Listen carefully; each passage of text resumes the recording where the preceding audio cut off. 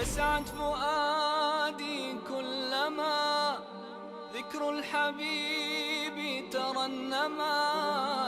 ذاك الذي رب العلا صلى عليه وسلم. نبي رب العالمين الصادق الهادي الأمين الطاهر الدمث الذي للحق صار معلما. للحق صار معلما. ذاك الذي رب العلا صلى عليه وسلم. صلى عليه وسلم.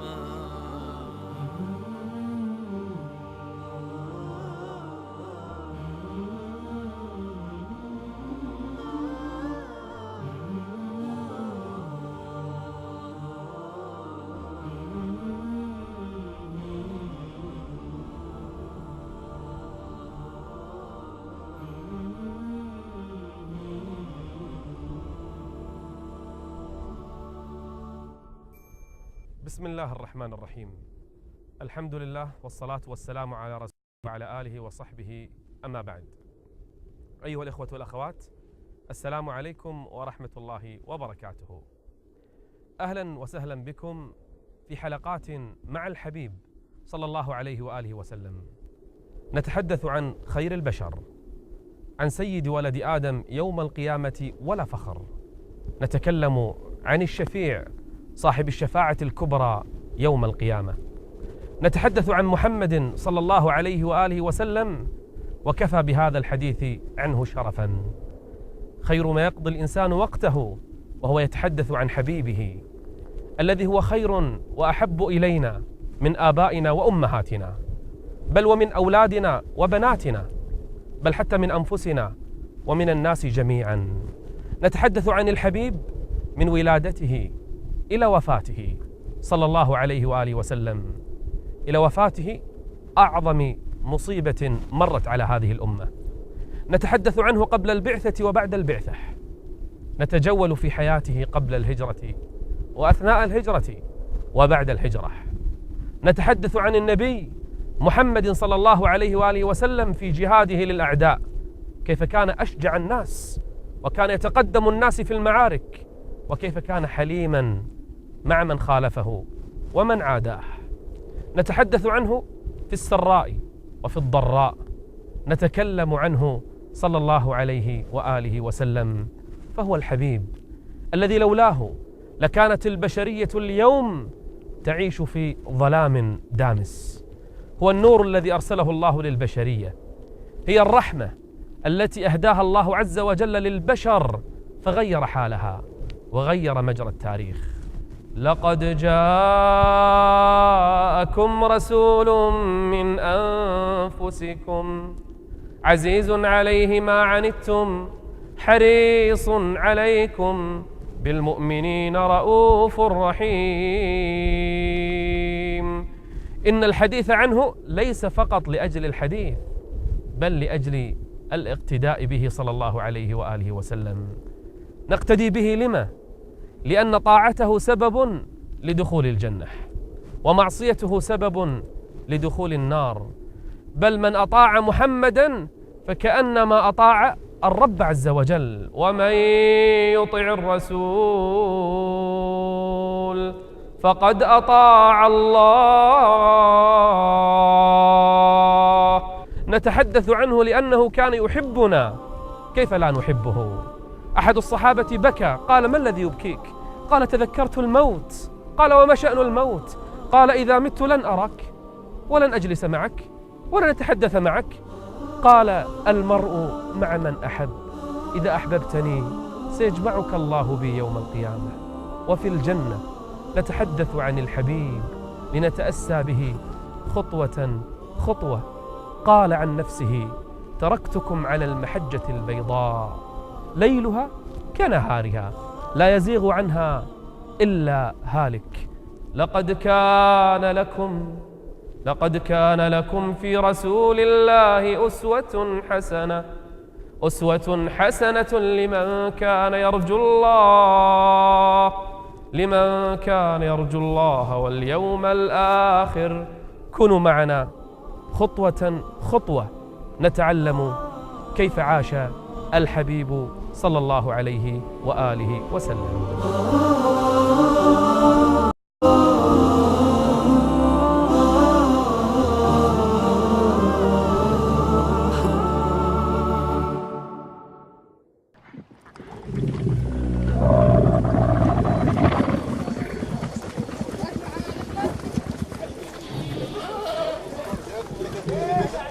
قبل أن نبدأ مع الحبيب صلى الله عليه وآله وسلم لابد أن نأخذ لمحة عن الحياة في الجزيرة العربية وعن حال العرب فيها، دينهم، حياتهم الاجتماعية، وضعهم السياسي، كيف كانوا يعيشون في تلك الجزيرة.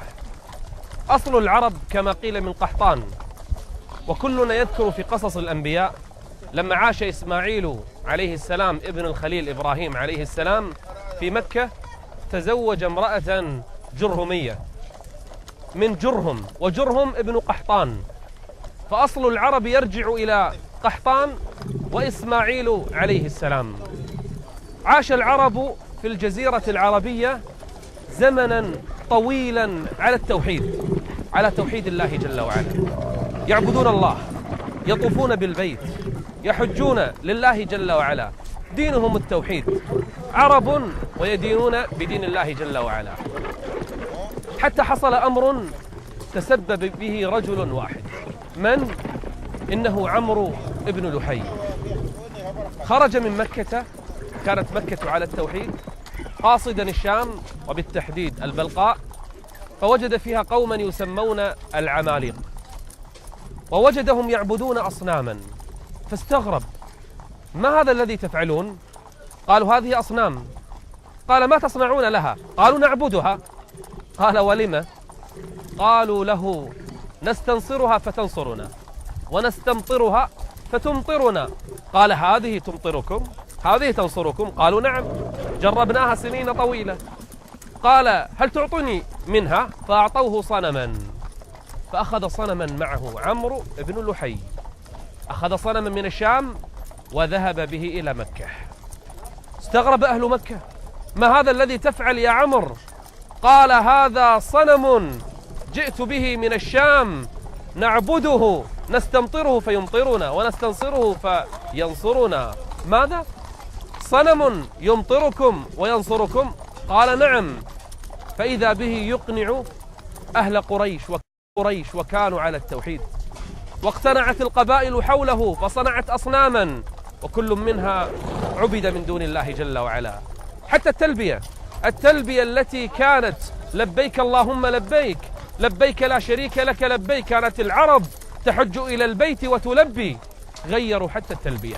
الشيطان أدخل عليهم عبادة الأصنام بسبب عمرو، وغير حتى التلبية، فكانوا يقولون: لبيك اللهم لبيك، لبيك لا شريك لك لبيك، إلا شريكا هو لك تملكه وما ملك. بدأوا بالتوحيد وختموا بالشرك، فقال الله عز وجل فيهم، قال الله جل وعلا فيهم: وما يؤمن أكثرهم بالله، وما يؤمن أكثرهم بالله إلا وهم مشركون. نعم، دب الشرك بينهم، انتشر الشرك بين العرب، كانوا على التوحيد لكن بدأت الأصنام تنتشر بسبب من؟ بسبب رجل واحد اسمه عمرو ابن لحي، أدخل الشرك في جزيرة العرب، ورآه نبينا صلى الله عليه وآله وسلم يجر في النار بسبب إدخاله الشرك للعرب وإلى جزيرة العرب.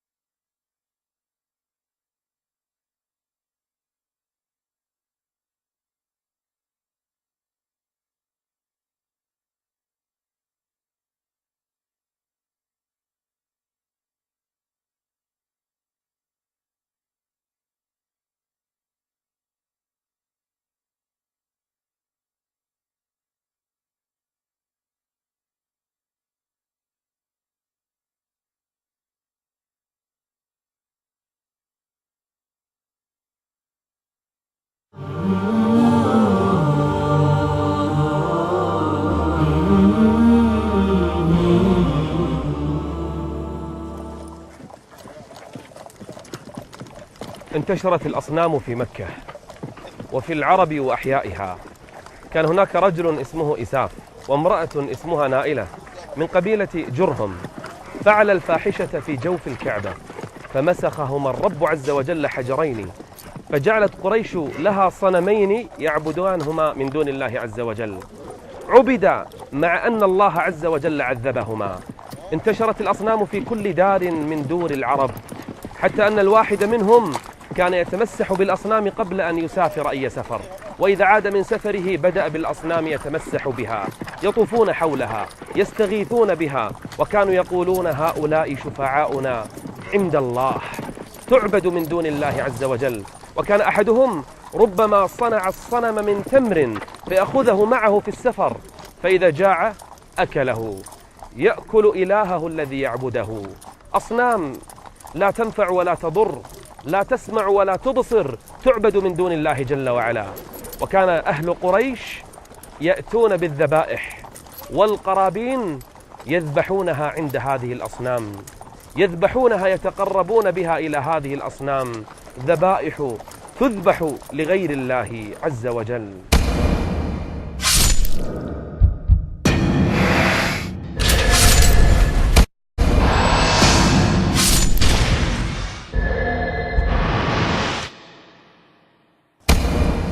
وكانوا لجهلهم يذبحون الذبائح، يقولون هذه لله كما يزعمون، وهذه لأصنامنا وآلهتنا، فما كان لله فهو يصل إلى شركائهم.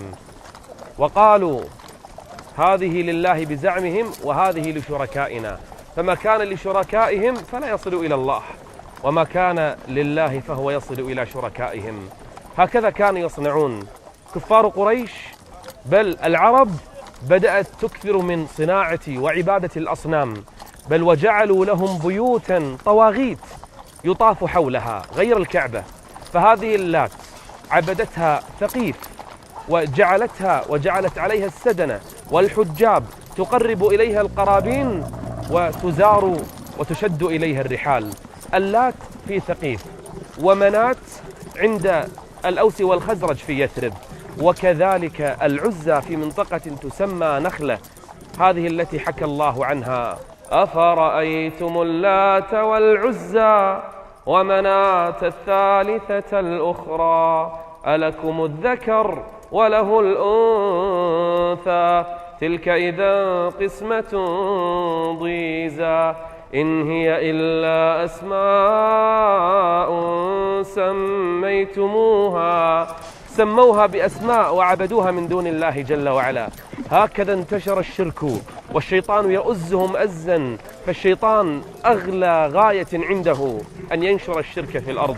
الذبح لغير الله، دعاء غير الله، الطواف بغير الكعبة، العبادة لغير الله، السجود لغير الله، والركوع لغير الله جل وعلا، هذه انتشرت في مكة وما حولها من البلاد. وإذا بالشيطان يعشعش في بيوتهم وفي أسواقهم وفي نواديهم. بل كان كفار قريش يتشاءمون، فإذا أرادوا أن يسافروا سفرا طيروا طائرا ينظرون أين يطير، إلى اليمين أم إلى الشمال، فإذا كان إلى اليمين سلكوا هذا الطريق، وإذا كان إلى الشمال لم يسلكوا هذا الطريق. يتشاءمون حتى من الأسماء، حتى من الأصوات، حتى من الأيام، حتى من كل شيء انتشر بينهم التشاؤم. كثر العرافون، كثر السحرة والكهنة والمنجمون بينهم، لأنهم على غير هدي وعلى غير صراط. بل وصل الأمر في كفار قريش أنهم إذا نزلوا بواد من الوديان كانوا يستعيذون بالجن والشياطين، بسيد هذا الوادي من الجن من الشياطين. فإذا نزلوا في واد يقولون نعوذ بسيد هذا الوادي من شر هذا الوادي ومن شر الشياطين. وأنه كان رجال من الإنس يعوذون برجال من الجن فزادوهم رهقا. عبدوا الأصنام، عبدوا الطواغيت، عبدوا الشياطين، ذبحوا لغير الله، استعاذوا بغير الله، استعانوا بغير الله، دعوا غير الله عز وجل. كل مظهر من مظاهر الشرك كان منتشرا في مكة وما حولها. هذه بعض أحوالهم.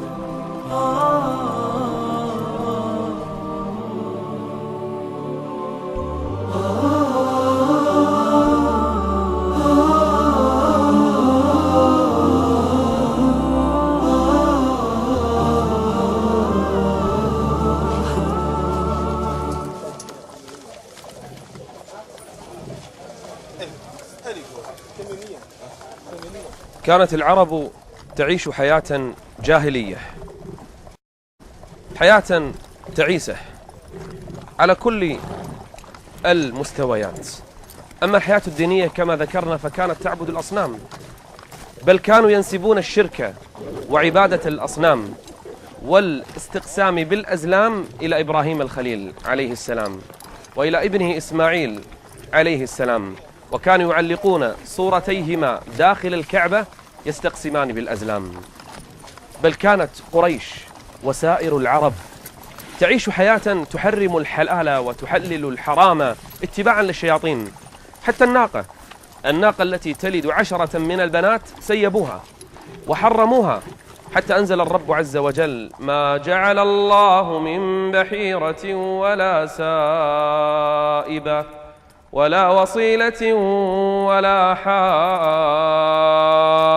هذه أنواع من الإبل كانوا يقطعون آذانها وكانوا يسيبونها ويقلدونها ويضعون عليها علامات فلا تؤكل ولا تمس ولا تقرب. من الذي حرمها عليهم؟ الشياطين. ولكن الذين كفروا يفترون على الله الكذب. وهكذا حرمت عليهم الشياطين أشياء ما حرمها الرب عليهم، وأحلت لهم الشياطين أشياء حرمها الرب عز وجل عليهم. أما اليهود والنصارى فلم يكونوا أحسن حالا. اليهود لم يكن همهم إلا جمع الأموال والسلاح وإثارة الحروب بين الناس والترأس عليهم. وهكذا حال النصارى، لهم رهبان يحلون لهم الحرام فيحلونه ويحرمون عليهم الحلال فيحرمونه. تلك عبادتهم. هكذا كانت الحياة. بل إن القبائل بينها وبين بعض كانت تتقاتل على أتفه الأسباب. ربما ناقة رعت في أرض ليست لها قامت بينهم حروب لسنوات طوال، وربما لسبب أتفه من هذا قامت بين القبائل حروب ومعارك طاحنة راحت من أجلها نفوس وأزهقت أرواح. هكذا كانت تعيش العرب. أما الزنا، أما العفة فقد كانت في طبقة الأشراف فقط. أما أوساط الناس فالزنا عندهم مباح. وكان عندهم النكاح 4 أنواع. النوع الأول كنكاح الناس اليوم، المرأة تنكح بوليها بإذن وليها. أما النكاح الثاني فإن الزوج كان يقول لزوجته إذا طهرت: اذهبي إلى فلان فاستبضعي منه، أي احملي منه، فتنام معه أياما حتى تحمل، ثم يأتيها زوجها بإذن وأمر زوجها. أما الثالث فكانت المرأة تختار 10 من الرجال يأتونها، فإذا حملت اختارت من شاءت منهم ويجبر أن يكون أبا له. أما النكاح الرابع نكاح البغايا المنتشر، أن تضع المرأة العاهرة تضع راية عند باب بيتها فيأتيها من شاء من الرجال، فإذا ولدت جاء أهل القافة فيلحقون الولد بأبيه، حتى أنزل القرآن: ولا تقربوا الزنا إنه كان فاحشة، أي الزنا إنه كان فاحشة وساء سبيلا. بل كان الرجل يتزوج المرأة وأختها، بل كان يتزوج زوجة أبيه، حتى حرمه القرآن: وأن تجمعوا بين الأختين ولا تنكحوا ما نكح آباؤكم من النساء إلا ما قد سلف. هكذا كانت العرب تعيش حياة بهيمية. بل كان الرجل ينصر أخاه وابن عمه نصرة جاهلية، ظالما أو مظلوما، وكان شعارهم: انصر أخاك ظالما أو مظلوما، حتى جاء الإسلام وعدل الظالم أن تأخذ على يديه. أما في الجاهلية ظالم أو مظلوم ما يهمني، أهم شيء أن يكون من قبيلتي فأقاتل الناس دونه. أما المرأة فكانت مهانة، كانت ذليلة، حصل أن في قوم ربيعة قاتلوا قرية وقوما آخرين. قبيلة ربيعة قاتلت قبيلة أخرى، وكانت العرب إذا حصل قتال وأخذوا السبايا فإنهم يخيروهن بين الرجوع إلى أزواجهن أو البقاء مع من سباهن. في قوم ربيعة ابنة الحاكم، ابنة أمير القبيلة، لما خيرت اختارت من سباها، فألحقت العار بأبيها وقومها، فأقسم أبوها أمير القبيلة أنه إذا جاءته بنت أن يقتلها، فجاءه أكثر من 10 بنات فوأدهن جميعهن، فصارت عادة في القبيلة، ثم صارت عادة بين القبائل. انتشرت هذه العادة القبيحة، وأد البنات. وإذا الموءودة سئلت، وإذا الموءودة سئلت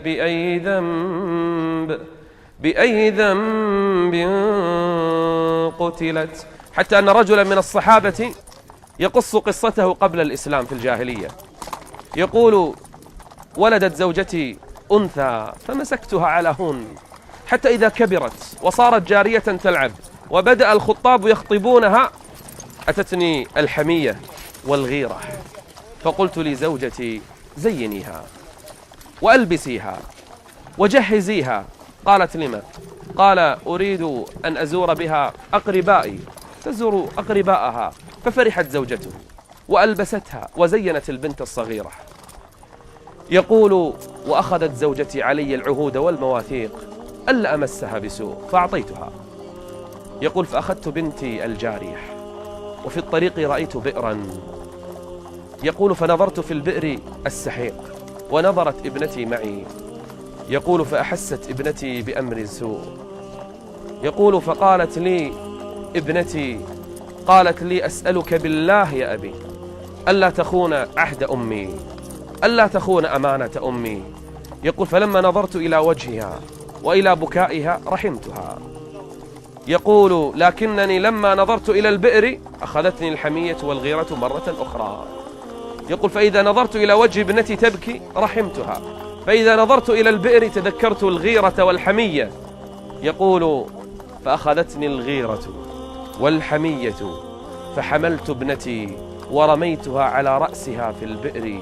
يقول: فسمعتها تستغيث حتى ماتت وخرجت روحها. وإذا الموءودة سئلت بأي ذنب قتلت. بل كانت العرب إذا أراد الواحد منهم أن يبقي على ابنته حية يتوارى من القوم، يخبئ نفسه من الذل والهوان. وإذا بشر أحدهم بالأنثى ظل وجهه مسودا وهو كظيم، يتوارى من القوم من سوء ما بشر به، أيمسكه على هون أم يدسه في التراب، ألا ساء ما يحكمون. هكذا كانت تعيش العرب، وهذه لمحة صغيرة يسيرة عن حياتهم.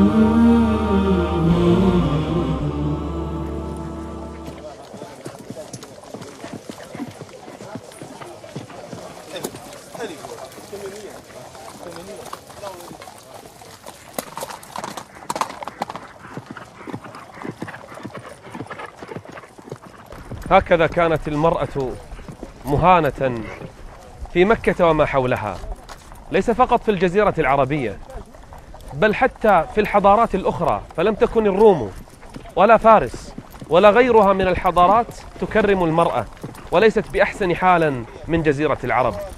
كانت المرأة أحيانا إذا توفي زوجها فإن أولاده يرثونها حالها حال الميراث، وكانت تباع وتشترى في الأسواق، جواري يباعن ويشترين. هكذا كان حال المرأة، ذل وهوان، حتى جاء الإسلام وكرمها. كانت تذل إن كانت حرة، وتذل إن كانت أمة، في كل أحوالها ذليلة. كانت الخمرة تشتهر في قريش، بل كانوا يشربونها أكثر من شربهم للماء، وهكذا كانوا يسكرون، وبعد السكر يفعلون ما يشاءون. هذه حياتهم وهذه أحوالهم، حتى جاء الإسلام وحرم الخمر. كانت قريش والعرب والقبائل تعيش حالة من الفوضى، فالحروب الدائمة وسفك الدماء والغصب والاغتصاب والقتل ونهب الأموال، هذه أحوالهم وهذه حياتهم.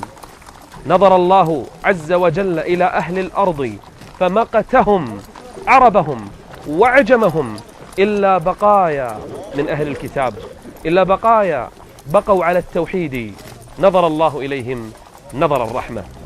هل كانت قريش وما حولها من الأعراب والقبائل لا يمتلكون أخلاقا حميدة؟ بلى، كانوا يتصفون ببعض الأخلاق التي تميزوا بها، وكانوا يعيشون عليها بل يموتون عليها. ولهذا قال نبينا: جئت لأتمم مكارم الأخلاق. فكانت هناك بعض الأخلاق من المكارم، مثلها كانوا يتصفون بالكرم، بل كانت العرب تشتهر بالكرم. وكان الرجل ربما لا يملك في بيته إلا ناقة يعيش عليها وعلى لبنها هو وزوجته وأطفاله، ومع هذا كان ربما أتاه الضيف من بعيد لا يعرفه، غريبا عنه، ينزل عنده في بيته فيذبح ناقته التي عليها اعتماده وحياته، يذبح ناقته إكراما لضيفه. تميز العرب بالكرم، وقالوا في ذلك الأشعار تلو الأشعار، واشتهر الكرماء من العرب كحاتم الطائي وعبد الله بن جدعان. أما عبد الله بن جدعان فكان يذبح الذبائح الكثيرة إذا جاء الناس للحج، فيطعمهم ويسقيهم ولا يبالي، ينفق من حر ماله فقط لأنه يتصف بصفة الكرم. وكانت قريش تمتاز بعادة اسمها الرفادة، والرفادة أن تذبح الذبائح. وكان يتكفل بهذا الأمر قصي بن كلاب، كان يجمع خرجا أموالا مثل الضريبة من أهل قريش وأهل مكة، يجمعون له الأموال، فإذا جاء الناس في الحج من شتى القبائل والبلاد ذبح لهم الذبائح وصنع لهم الطعام، فيأكل الناس بالمجان. وهذه الرفادة والسقاية والإطعام الذي ذكره الله في القرآن كان يفتخرون فيه أهل قريش، فقال الله لهم: أجعلتم سقاية الحاج وعمارة المسجد الحرام كمن آمن بالله، أي لا تجعلوا أعمالكم هذه الطيبة كمن آمن بالله عز وجل واليوم الآخر. اتصف العرب في ذلك الزمان مع كفرهم وشركهم وأخلاقهم الذميمة، اتصفوا ببعض الأخلاق، منها مثلا الالتزام بالعهد والمواثيق. فكان الواحد منهم إذا عاهد غيره، أو قبيلة عاهدت أخرى، أو قوم عاهدوا آخرين، أو أجار رجل رجلا آخر، كانوا يلتزمون بالعهد ولو على حساب أولادهم، ولو على حساب ذرياتهم، ولو على حساب أموالهم وأرواحهم. العهد عندهم والكلمة عندهم يلتزمون بها. هذه من الأخلاق الفاضلة التي تميز بها العرب في ذلك الزمان. كذلك كان عندهم شيء اسمه عزة نفس، فالواحد منهم ما كان يرضى بالذل ولا بالهوان، وربما قالوا في هذا شعرا وذبح من هذه الأمور ونحروا من أجلها، وربما سفكت من أجلها دماء كثيرة لأجل عزة النفس. فالعربي لم يكن يرضى أبدا أن يذل ولو على حساب نفسه وأهل بيته وأولاده وأمواله. هذه بعض صفاتهم. وكانت في مكة كما كان سابقا من أيام نبينا إسماعيل عليه السلام، كانت جرهم تحكم هذه البلاد، تحكم مكة، واستمر الحال على هذا زمنا طويلا، إلا أن جرهم تخلت عن الحفاظ على الحرم وهيبة الحرم، فإذا بها تنتهك الحرمات وتفعل المحرمات وتعتدي على المظلوم. فجاءت كنانة وخزاعة وحصل بينها وبين جرهم مقتلة عظيمة وحرب طاحنة، طردوا على إثرها جرهم من حكم بيت الله الحرام، وحكمت كنانة وخزاعة بلد الله مكة بلد الله الحرام.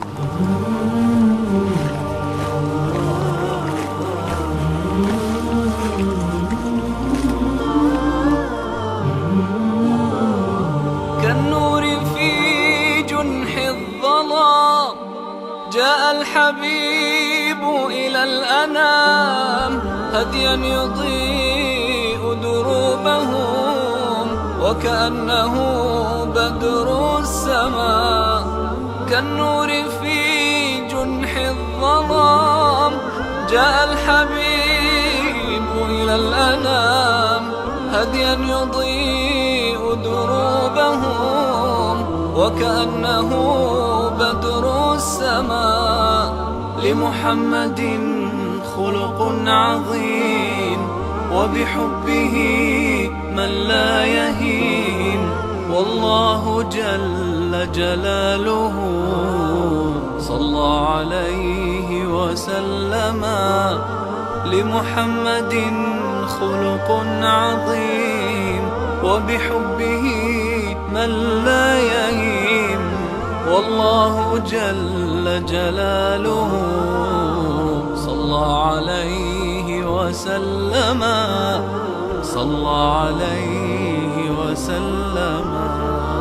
ذاك الذي رب العلا